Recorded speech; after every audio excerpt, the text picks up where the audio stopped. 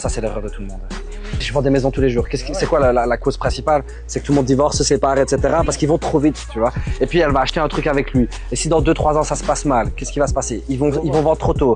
Et ils vont pas amortir forcément peut-être ce qu'ils ont fait dedans. Parce que vu que ça va être leur bâtiment à eux, ils vont faire les choses pour eux. Ils vont mettre une cuisine parce que comme eux, ils aiment, tu vois, ils vont mettre de l'argent. S'ils vendent dans 2-3 ans, ils vont jamais faire une plus-value, ou en tout cas difficile, à se partager en deux, pour autant que ça se passe bien dans la séparation. Là, je vais dans le cas extrême, mais c'est le cas triste, mais c'est tout le temps.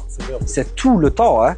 Je dis pas qu'ils vont se séparer ni rien, moi je pense c'est rien. Mais c'est important même, je trouve, hein, pour le bon fonctionnement du couple, que chacun justement aille aussi ses biens de son côté, tu vois, avant d'avoir leurs biens communs. Parce que comme c'est vraiment une vraie réalité, qu'est-ce qu'il dit. Dans le fond, il y a beaucoup de séparations en immobilier. Puis oui, souvent, ce qu'on voit, c'est que le couple a acheté une maison, puis malheureusement, 2 ou 3 ans après, il faut qu'ils vendent. Donc, tu sais, ils récupèrent pas nécessairement la valeur de la maison puis tout ça. Au niveau de sa recommandation, par rapport à ce qu'il dit qu'avant d'acheter une maison en couple, il faudrait avoir chacun des biens de son côté.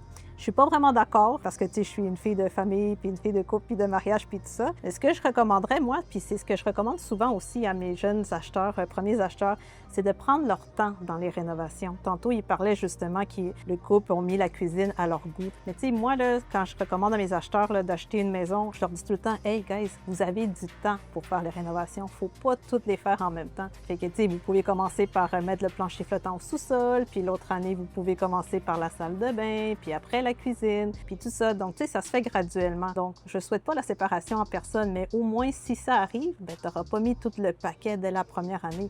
Tu vas l'avoir mis un petit peu, puis tu vas pouvoir peut-être amortir un petit peu plus les dommages.